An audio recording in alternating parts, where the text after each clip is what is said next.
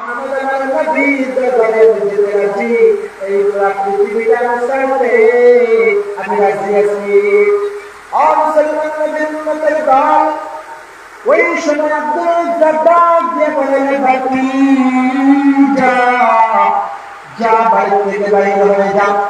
ওই সময় আব্দুল উজ্জা যেই সময় রওনা, ওই সময় তাকে ডাল দিয়ে বলেন, আব্দুল উজ্জা তোমার বডির মধ্যে জিসিমের মধ্যে যেই পোশাক রয়েছে ওই পোশাকগুলো কিন্তু তোমার নয়, ওই পোশাকগুলো আমি তোমার চাচার পোশাক, ওই পোশাকগুলো তুমি রেখে যাও, রেখে যাও।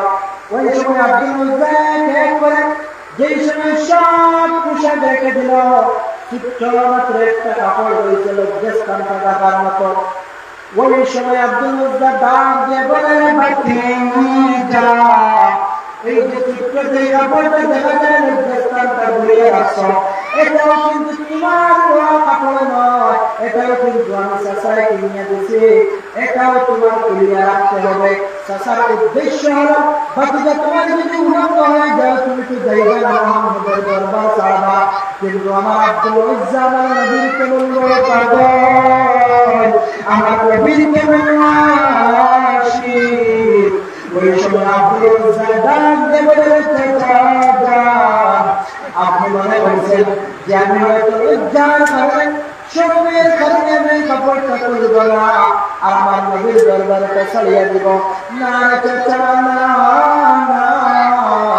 আমার নবী বলেন আসলের ময়দানে সব মানুষের অঙ্গ অবস্থায় উঠবে, উলঙ্গ অবস্থায় থাকবে।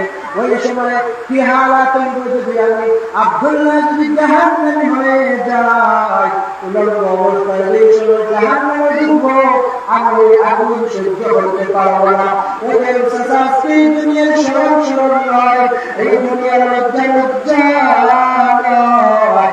চাচা আমি তোমার এই কাপড় তোমার এই পোশাকটা তুলে রাখতে রাখছি, আমি রাখলাম, রাখে আমি বিদায় হয়ে গেলাম। মুসলমান নবীর উম্মতের দল ওই সময় ছোট্ট কাপড়টাও কিন্তু তুলে রাখলেন, রাখিয়া ওনার মায়ের দরওয়াজায় হাজির।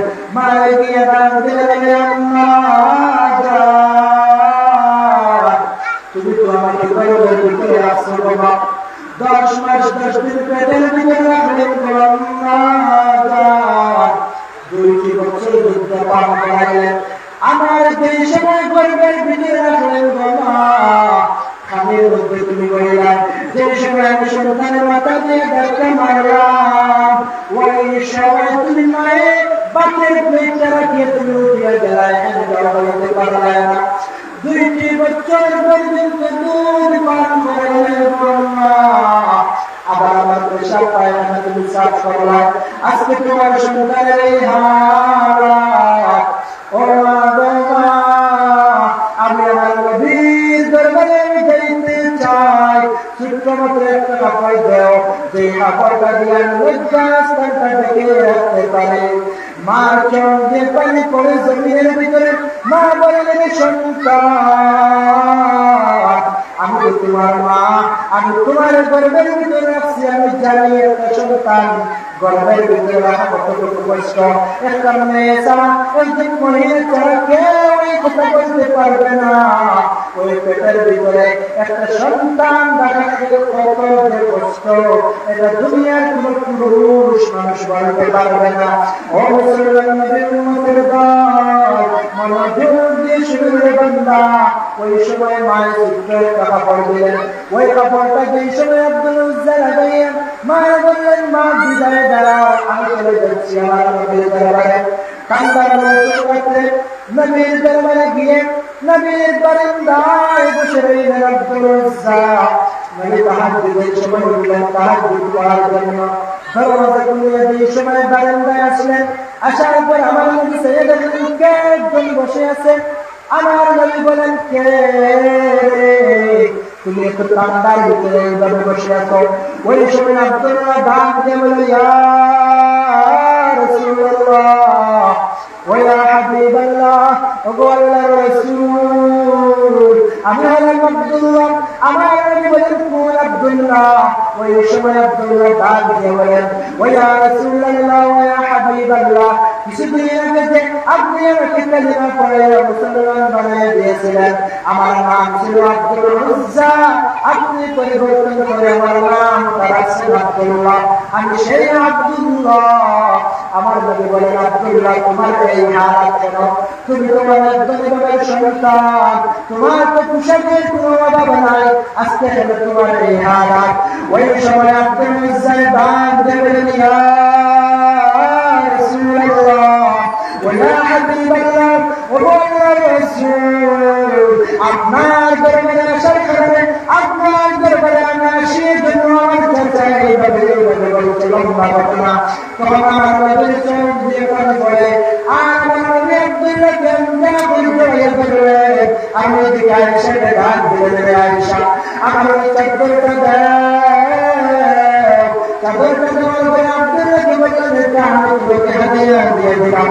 ওই সময় আব্দুল্লাহ খুশিতে আবার কান্না করে দিলেন। আমার নবী বললেন, আব্দুল্লাহ তুমি কেন কান্না করলেন? ওই সময় আব্দুল্লাহ বলেন, ইয়া রাসূলুল্লাহ আমি কিছুদিন আগে জাহান্নামে ছিলাম স্বামী, আজকে আপনার দরবারে আসার কারণে, আপনার সুহবতে থাকার কারণে, আজকে আপনার চাদরটা যে আমি হাদিয়া পাইলাম, এই খুশিতে আমার চোখ দিয়ে পানি এসে গেছে। সুবহানাল্লাহ। আব্দুল্লাহ তোমার কি মনের কোনো আশা আছে? তোমার কি মনের ভিতরে কোনো আকাঙ্ক্ষা আছে?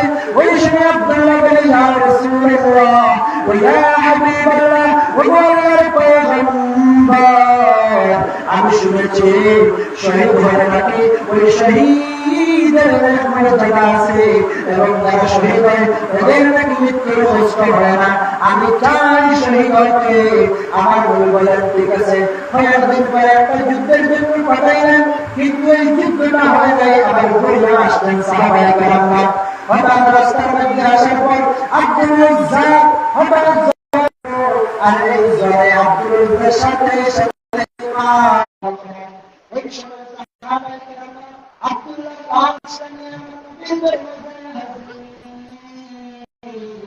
আমার আব্দুল্লাহ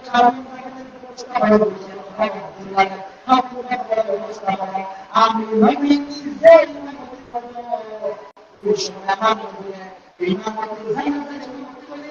আমার নিজে